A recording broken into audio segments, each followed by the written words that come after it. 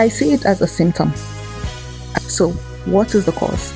I'll say it's more about security and less about ambition. I have been there. Been there, done that.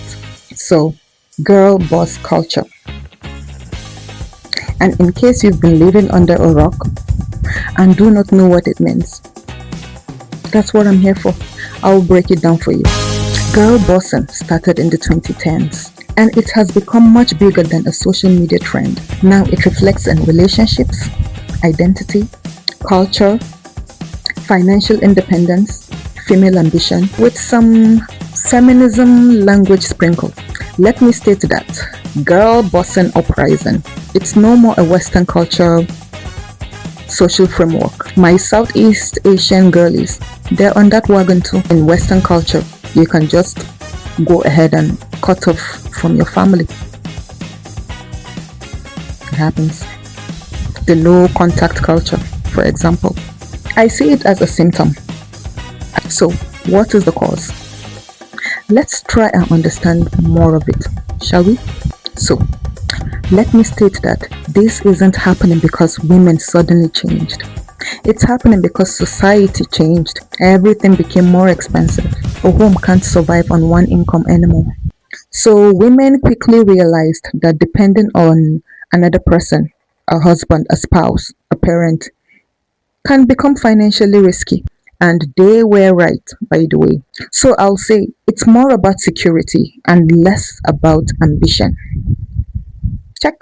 You know, when you as a woman grew up watching your mom trapped because she had no income of her own, and you also saw her being abused, or you had a dad that went out to get milk and never returned, or your parents got divorced.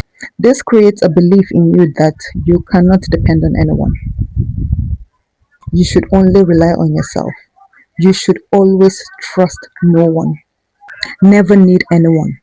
I read somewhere that the desire for independence often begins as protection from vulnerability. Got it. And social media? Social media is constantly and consistently celebrating success as part of identity in this modern era. Now that women have access to better educational opportunities and getting multiple degrees, it comes with more opportunities, more money making opportunities, making career focused lives more attainable than ever, and also delaying marriage than previous generations. But is it all good though? That's the question we're asking here. Can it become unhealthy? It can, if success becomes someone's only source of identity. I saw a video online on Anton Daniel's channel. You should check him out. I saw a video there of this American girl, beautiful girl, who had a $250,000 a year job. She was successful by all definition of girl boss. No life outside of work. Just her co-workers who became her friends, her work friends. Her job was her world. Her job was her everything. She's up early and back home late. She had no time for anything else. Her words, not mine. She even got a new house and still hadn't unpacked her stuff. She showed a video of her garage because she didn't have the time. So she said she woke up a couple of days ago and she got an email. She had been fired from work. No explanation, no warning. Just fired. Just like that. 250,000 US dollars gone. Just like that. The only life and identity she had. She said her main problem, besides not having a job, obviously, is that she didn't know how to live her life, or she didn't know how else to live her life. Her work was her life, and now it's all gone. She sounded scared and unsure, as she should be. I mean, these bills ain't gonna pay themselves. Come to think of it, she sounded lonely. Ah, I'm sure she's going to be fine. She's got a good attitude. Women have been girl bossing for as long as I can remember. In the 80s, I had aunties who were single, they had no kids, all they had was their work, they had lots of money, and then their family. My mom as well. My mom was single with four kids, and she did all of that. She had a great job. She was beautiful. My mom was gorgeous. She was tall, 5'8". She walked like a model. She was unbothered. She didn't even wear makeup. She was brilliant. She had a sweet voice. Oh gosh, I used to think my mom was so gorgeous. See me fangirling over my mom. My point is, this girl boss uprising, as my people would say, no be today. It didn't start today. The difference was, it was just healthier. So I guess being a capable and independent woman isn't the same thing as the modern era girl boss culture. The difference is less about what a woman does and more about the values and identity behind it. Back then, your identity became deeply rooted and connected to your extended family and responsibility to your community. Back then, the women saw their success as something beneficial to the family, not just to themselves.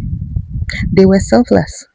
It wasn't a selfish endeavor. Then that means the difference is the independence from traditional expectations.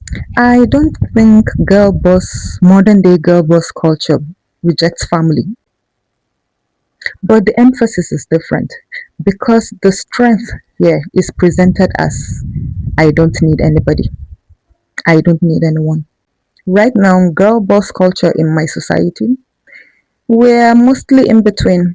I mean, some ladies now are holding on to individualistic ideologies, but still hanging on to the influence of family, responsibility to family, responsibility to the community.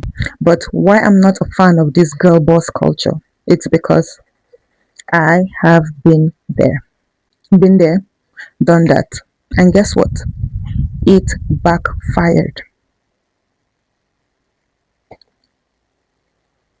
It did, at least for me. It was detrimental to my health. It was detrimental to my relationships. It made me strongly believe that I shouldn't rely on anyone, even though I believe my background had something to do with this. My mom brought me up, my mom raised me. So what did I do? I worked my butt off. Ask me, what did I get in return? Premature gray hair, multiple fibroids, a string of bad decisions I wish I could undo.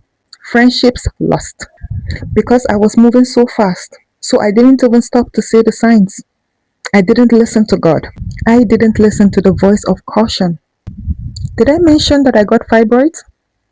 Yeah, I got multiple fibroids and a bucket loads of anxiety.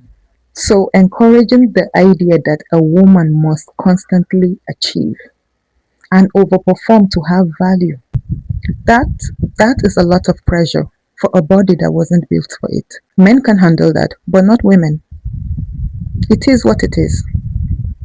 I'm not making it up. There was a research that showed that women had a higher rate of autoimmune diseases, much more than men. And the main reason? Because our bodies are not meant to carry such stress.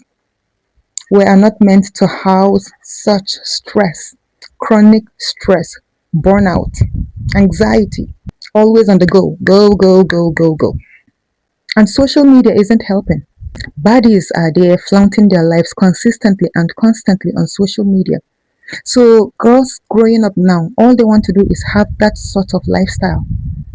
Materialism, consumerism. A healthy approach should be harmony, not balance. I'm not a fan of that word balance because I do not think it exists in this situation at least. But harmony and contentment. Now that's what I'm talking about. Women can be encouraged to build financial independence, develop fulfilling relationships, protect their mental health and physical health, and most importantly, define success on their own terms and not just by income. And women shouldn't feel guilty when they rest. Your body needs it. And let's encourage women to recognize that needing support doesn't mean weakness. The goal should be to become a whole person who can succeed professionally, care for and sustain meaningful relationships, and maintain an overall emotional well being. That's my take. Now tell me, what do you think? Please leave your comments in the comment section. Don't forget to hit the subscribe button and also hit the notification bell so that you get notified whenever I upload new videos. Thank you for watching.